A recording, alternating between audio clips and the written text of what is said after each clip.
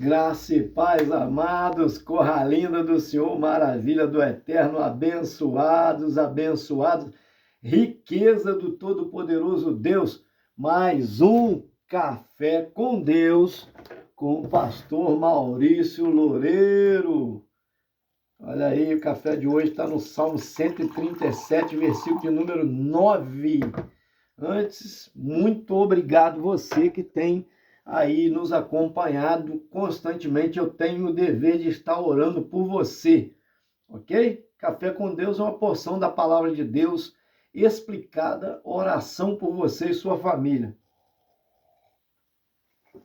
Salmo 137, versículo de número 9, está escrito assim, ó. É coisa de louco, hein, gente, ó. Feliz aquele que pegar em teus filhos e der com eles nas pedras. Tem uma versão que diz assim: feliz aquele que pegar a cabeça de teus filhos e bater contra a pedra. Eita Deus, hein? Agora o bicho pegou, hein? É mesmo, pastor? É isso que está escrito? É isso que está escrito aqui, ó. Salmo 137, versículo 9. Feliz aquele que pegar em teus filhos e der com eles nas pedras. Como eu disse, a versão que diz: feliz aquele que pegar a cabeça de teus filhos e der com ele na pedra.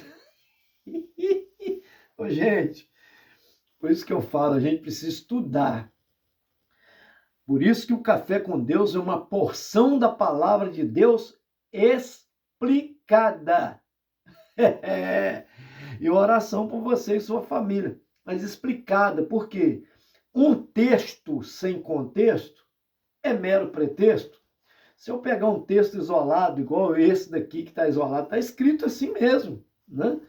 E querer interpretar ele, é o que eu disse, um texto sem o contexto, sem saber o que está o autor querendo dizer. Se eu pego um versículo isolado, eu posso criar várias narrativas, eu posso criar vários ensinos que não é aquilo que o autor queria dizer, tá? Não é aquilo que Deus inspirou o autor para escrever. Então a gente tem que tomar muito cuidado com isso, muito cuidado, porque senão é aí que vem o caminho, os falsos profetas, é aí que vem o caminho errado, é aí que vem o erro. Porque eu não posso ensinar aquilo que eu não sei. Eu não posso querer passar para as pessoas se eu não tenho conhecimento de causa. Então, é preciso estudar. E há pessoas que são contra estudos teológicos. Gente, pelo amor de Deus, me ajuda aí. Eu já vi obreiro dizer isso. A letra mata, irmão. Estudo teológico, isso é coisa do homem. Né? Deus é que dá revelação. Não, meu irmão, a gente precisa se preparar. Deus usou o apóstolo Paulo, olha só, muita gente interpreta errado quando ele disse: eu peguei toda a minha sabedoria e coloquei como esterco. Está pensando que esterco se joga fora? Esterco custa dinheiro. Esterco é adubo, esterco é para adubar, misturar na terra preta, uma terra, né, mais apropriada para a planta. Então, se não tiver esterco, a planta morre. Assim como a terra preta, ela é misturada no esterco, e só o esterco também mata a planta. Então, precisa de fazer-se uma adubação. Porque o apóstolo Paulo está dizendo: o meu conhecimento, o estudo teológico, né?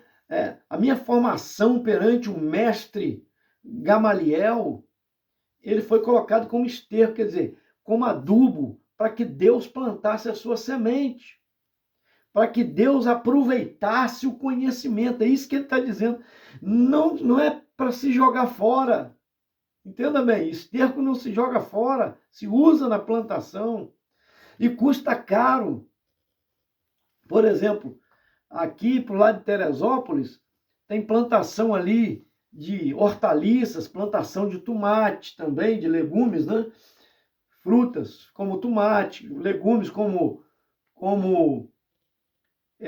cenoura, beterraba, jiló, uma série de plantação, chuchu. Ali há uma adubação com esterco de galinha. Então, o apóstolo Paulo não está falando qual esterco que é, não importa. Qualquer esterco, é esterco, é adubo e é caríssimo. Há uma necessidade de ter o esterco. Então é isso que ele está dizendo, eu não jogo fora o meu conhecimento, o estudo. E tem gente por ignorância, até obreiro por ignorância, como eu já te disse, já vi obreiro dizer, a letra mata, irmão, negócio de estudar, isso daí, né? Isso é coisa do homem, o homem que criou. Não, querido, Deus deu capacidade e inteligência ao homem para estudar.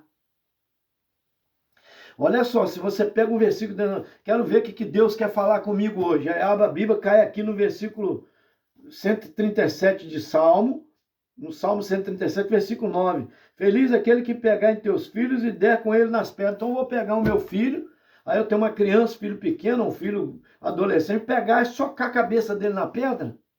É isso que o texto está dizendo? Isoladamente é. Mas se eu pegar o contexto, aí que eu falo, me ajuda aí, gente. Por isso que um texto sem contexto é mero pretexto. Por isso que a gente precisa estudar para se interpretar. Eu não esqueço de um repórter que uma vez foi entrevistar um obreiro que se dizia pastor, e ele falava para a mulher, antes de casar, deitar com ele. Falava que tinha base bíblica para isso, tinha que passar por ele. Aí pegou o texto lá, que está escrito lá em Oséias, pega e adultera com ela. Aí o repórter falou assim, mas está escrito isso? Tá escrito aqui. Ele mostrou. Falou, não, pastor, está escrito, pega uma adúltera. Não está falando adultera com ela, não. Não é adultera, não. A palavra é adúltera. É acentuação. Oh, meu Deus. Por isso que a gente precisa estudar português, precisa estudar interpretação de texto, né? É preciso estudar exegese, hermenêutica, tá? Para que você não fale bobagem. É preciso estudar sim, tá? Oratória, palestrologia, é preciso ter estudos. A teologia, o estudo de Deus acerca das Escrituras, do que Deus se revela. E a Bíblia é escrita numa linguagem clássica, um português clássico. Então, há muitas palavras são difíceis. Procurava Jesus de balde. Será que caiu no poço? Eu estou pegando um balde para procurar Jesus? Não. Procurar de balde é uma palavra que significa em vão. O significado é em vão. Quer dizer, procuravam Jesus em vão. Porque não achavam, ele não estava ali. Então, pelo amor de Deus, né? A gente precisa de ter estudo. Agora, vamos lá estudar. O que está escrito no Salmo 137? É o lamento dos cativos que estavam presos no cativeiro da Babilônia. Olha só, um lamento. É um cântico de lamento. Ele diz assim, junto dos rios de Babilônia, ali nos assentamos e choramos quando nos lembramos de Sião, quer dizer, da terra de Sião, lá da terra onde Jerusalém, a cidade santa, nós morávamos. Está lembrando? Olha só. Sobre os salgueiros que há no meio dela, pendurávamos as nossas harpas. Eles penduravam lá. Pois lá aqueles que nos levaram cativos nos pediam uma canção. E aqueles que nos destruíram, que os alegrássemos, dizendo, cantai-nos uma das canções de Sião. Olha só, ele está dizendo o seguinte, que o inimigo que nos aprisionou, que destruiu a nossa cidade, o inimigo que nos levou cativo, lá na terra dele, estava pedindo, nós penduramos nossos instrumentos musicais. Eles queriam que a gente pegasse, tocasse canções, aquelas canções que nós cantávamos com alegria, lá em Jerusalém, lá em Sião, olha só. Aí ele diz, versículo 4, como cantaremos a canção do Senhor em terra estranha? Presta atenção, hein? Como? Se eu me esquecer de ti, ó Jerusalém, esqueças de mim, de minha direita, da sua destreza. Ele continua, se me não lembrar de ti, apegue-se a língua no céu da boca. se não preferir Jerusalém, a minha maior alegria. Está dizendo, se eu não lembrar de ti, Jerusalém, que a minha língua colhe na boca, quer dizer que eu fique mudo. A língua travada, você não pode falar. Que eu fique mudo, que eu não fale mais. Está dizendo, eu tenho que lembrar de Jerusalém, não posso esquecer de lá. Lá, sim, era a minha alegria. Lá eu tinha prazer para tocar, para cantar. Ele continua. Versículo 7. Lembra-te, Senhor, dos filhos de Edom, no dia de Jerusalém, que diziam, arrasai, arrasai, até os seus alicerces. Quer dizer, os edomitas entraram lá, destruindo Jerusalém, e dizia, arrasa tudo, destrói tudo, não deixa pedra sobre pedra, quer dizer, matando os velhos, matando os jovens, passando o fio da espada às mulheres, abrindo barriga de mulher grávida, pintando a sapequeira, quer dizer, é isso que ele está dizendo aqui. Lembra, Senhor, o que eles fizeram conosco? Ah, filha de Babilônia, que os edomitas são os filhos de Babilônia, olha só, que vai ser assolada. Feliz aquele que te dê retribuir o mal que tu nos fizeste. Aí, versículo 9. Feliz aquele que pegar em teus filhos e der com eles nas pedras. Entendeu agora? Ele está dizendo do filho do inimigo, não está falando do filho dele. Agora, se eu pego o texto isolado, eu vou pensar que essa palavra está sendo para mim. Por isso que preciso do contexto. Eu preciso de saber, historicamente, o que se passava naquela época. Eu preciso estudar a hermenêutica, a exegese, a arte de interpretar o texto, né? A interpretação correta, as perguntas que são feitas, quando foi escrito, para quem foi escrito e por que foi escrito. Quem foi que escreveu? Foram os filhos de Sião, os filhos de Jerusalém. Quando foi escrito? Quando eles estavam escravizados, que o inimigo foi lá, destruiu a sua terra, trouxe-os para cá, e eles estão cativos, estão presos, estão escravizados em terra estranha. E por que eles escreveram? Eles estão escrevendo para guardar isso de lembrança, de que o inimigo fizeram com eles, e eles jamais teriam alegria, prazer em cantar em terra estranha, por mais que pedisse, eles deixavam pendurados seus instrumentos de corda, eles só tocariam, só cantariam, só louvariam quando tivesse de novo em Jerusalém.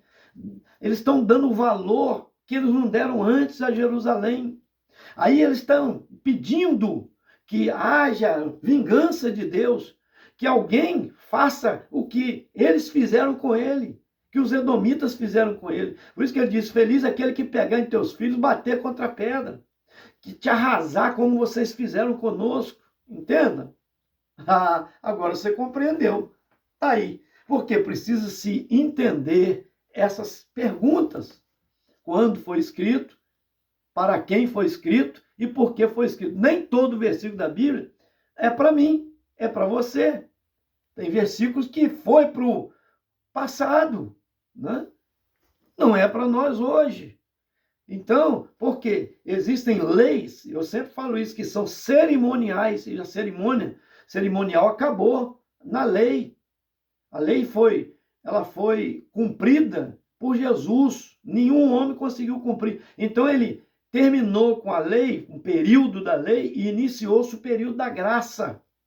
Por quê? Como que ele iniciou o período da graça? Quando ele deu a si mesmo a sua vida por nós, quando ele foi torturado, quando ele recebeu coroa de espinho, quando ele apanhou, quando tomou tapa no rosto, soco no rosto, quando ele carregou um madeiro pesado até lá no alto do Calvário com aquela coroa espetando, ainda lá cravaram as suas mãos e seus pés. Lá quando ele disse, Pai, está consumado, quer dizer, está feito, está cumprida a tua vontade, o preço da redenção está pago. Aí a Bíblia diz que o véu do templo se rasgou de alto a baixo, não foi de baixo para cima, foi de cima para baixo, quer dizer, é Deus colocando a mão de um lado e do outro, rasgando o véu para dizer, pronto, agora não tem mais separação entre eu e a humanidade. Está aberto o acesso a mim. Por causa do meu filho que morreu na cruz do Calvário, iniciando o período da graça, que é o favor que nós não merecemos. Isso é que significa graça. Entende? Oh, meu Deus! Então, nem tudo. As leis cerimoniais ficaram para quem viveu na lei. Nós estamos no período da graça. Nós não temos que guardar sábado, nós não temos que não comer carne de porco, igual o judeu não come, né? Nós não temos que fazer certas festividades que eles faziam, tá? Observar luas e tantas coisas mais. Por quê? Circuncidar. Não tem mais. Por quê? Porque nós estamos no período da graça. Essas exigências da lei cerimonial. Agora, a lei moral, pastor, não, ela vale para a vida toda. A lei moral, ela não acabou. Não matarás, não roubarás, não levantarás falso testemunho, né? A idolatria que Deus condena. Não farás para ti imagem. É o segundo mandamento. Primeiro ligado ao segundo está escrito lá. Êxodo 20, confere lá. Não farás para ti imagem nem semelhança alguma do que está em cima no céu, nem na terra, nem debaixo da terra. Não adorarás nem prestará culto ou missa, o que seja, diante dela. Eu sou o Senhor teu Deus, que visita a iniquidade, olha só, do pai aos filhos, até a primeira, segunda, terceira e quarta geração dos que me aborrecem. Mas abençoo até mil gerações daqueles que guardam os meus mandamentos. Deus é longânimo. Você vê que para castigar é curto, até a quarta geração, para abençoar vai até 1000. É Deus de misericórdia, Deus de amor. Então, recebe aí essa palavra. Entenda. Vamos sim dar valor ao estudo teológico. Vamos sim dar valor ao conhecimento de Deus. O próprio Jesus disse para os religiosos: vocês erram por não conhecer as Escrituras e nem o poder de Deus. Quer dizer, errais por não conhecer a Escritura. Porque se a gente quiser e aprofundar no conhecimento, a gente vai ter conhecimento. Jesus disse que pede e dar-se-vos-á. Pedi, e dar-se-vos-á. Batei e a porta vos abrirá. Porque quem procura encontra, né? Quem busca acha. Jesus disse isso. Então tudo você pode conquistar se você procurar, se você buscar, se você se dedicar. Amém? Você pode ser um bom marido, você pode ser um bom pai, uma boa mãe, uma boa esposa, uma boa filha, um bom profissional, um bom empresário. Pode ser alguém bem-sucedido. Vai depender da sua dedicação, do seu estudo. Tem estudo para todas as áreas. A gente precisa ser mentoreado. Eu estou debaixo de autoridade de uma convenção batista nacional. Se eu falar besteira aqui, ó, eu sou chamado a atenção pelos meus líderes, embora eu sou líder de um monte de igrejas, de um monte de pastores. Como presidente local na cidade dos pastores, eu sou presidente. Como presidente regional, né, das igrejas batistas nacional, da região serrana e Vale do Paraíba. Quer dizer, tudo que eu falo aqui é medido, é com certeza, é com convicção. Mas eu aprendi para falar, eu estudei e ainda estudo. Eu estudo as Escrituras há 38 anos. Formação teológica, eu tenho alguns seminários, fiz uns 5 seminários, fiz faculdade teológica e faço psicanálise. Bem? Então Deus abençoa aquele que busca, aquele que vai na fonte, ele recebe. Agora, claro que eu vou na oração, pedindo sabedoria a Deus, pedindo revelação, né? Que é a palavra rema, a palavra inspirada, revelada, mas com estudo, com base. Eu não vou depender só de Deus, da minha parte eu não vou fazer, não. Eu preciso fazer a minha parte. Aí Deus usará. Deus usou Pedro para pregar aos gentios? Não, ele usou Paulo, que tinha estudo. Veja só, ele podia ter usado Tiago, apóstolo. Nem os apóstolos foram usados, porque o apóstolo Paulo vem depois. Ele se torna apóstolo depois. Ele não foi um dos 12 que andou com Jesus. Mas Deus aproveitou a sabedoria dele para levar os grandes, aos reis, aos governadores. Ele mesmo falou, ele mesmo, o próprio Deus testemunhou isso. Eu usarei ele para pregar aos grandes, aos governadores, porque não daria ouvido a outro. Mas como ele era um cara poliglota, um camarada estudado, mestrado, doutorado, quer dizer, um cara que fez os estudos todos fundamentais, depois ainda fez faculdade, pós-graduação, mestrado, doutorado, Aí, quer dizer, um rei ouvia um cara daquele, um governador de alta patente ouvia. Até o imperador César ouviu ele.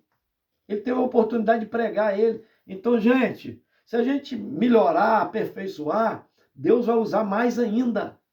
Tem gente que fala por ignorância. Não, igreja grande, por exemplo, para justificar, né? O poder de Deus está em igreja pequena, lá que tem qualidade. Tem muito mais qualidade numa igreja grande do que numa pequena. Desculpe-me as pequenas, não tem nada contra. Eu já pastoreei a igreja, peguei a igreja já comecei a igreja do zero, já peguei com 3 pessoas.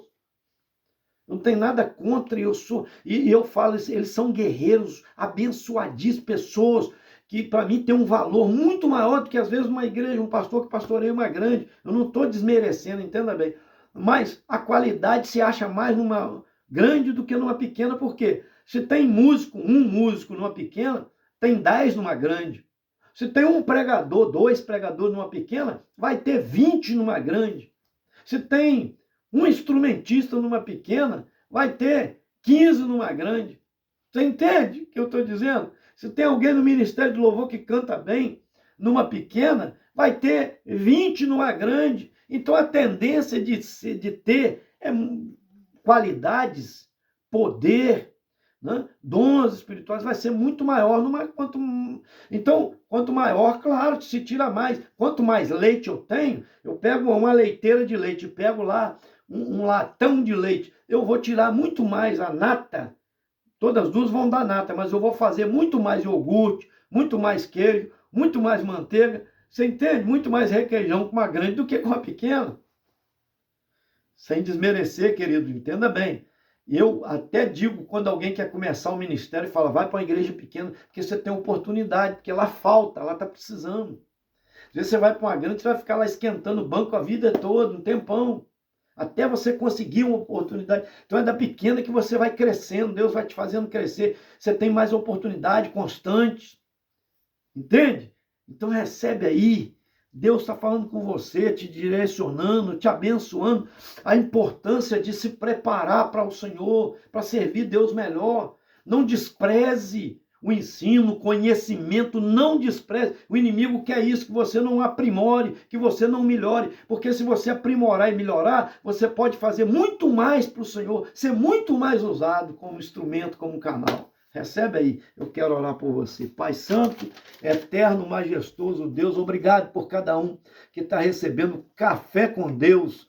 Muito obrigado, abençoa todos na graça do Senhor Todo-Poderoso. Toma a Rosaura Marques, Pai amado, que continua aí pedindo oração pelo Davi, esta criança que está muito mal na UTI, o Senhor pode fazer um milagre, essa criança que está entubada, meu Pai. Ela mesmo contou o testemunho ontem, nós estivemos pregando lá na igreja, no Vale da Ternura, que pertence a Sapucaia, Deus, estado do Rio de Janeiro. Ela contou o testemunho que nós oramos por uma criança que caiu, bateu a cabeça e os médicos queriam desligar o aparelho dizendo que já estava morto, porque tinha paralisia cerebral, Deus amado, morte cerebral. Mas o Senhor, por um milagre, fez aquela criança começar a mexer aos olhos, às mãos e tudo, e voltou ao normal. O Senhor é todo poderoso e pode fazer infinitamente mais.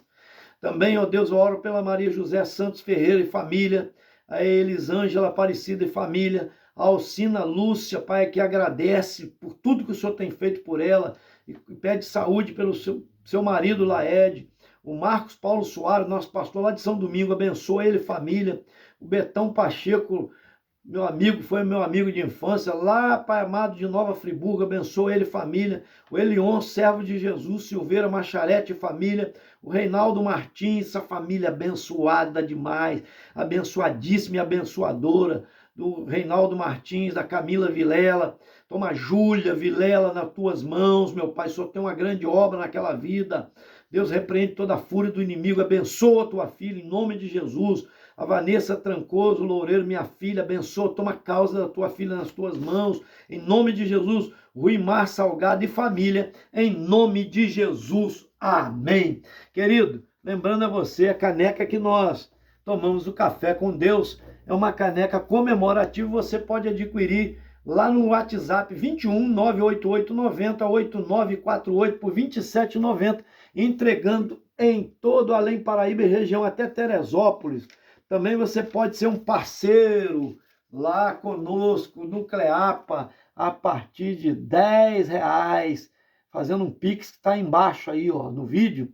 Faz um Pix aí nos ajudando em nome de Jesus.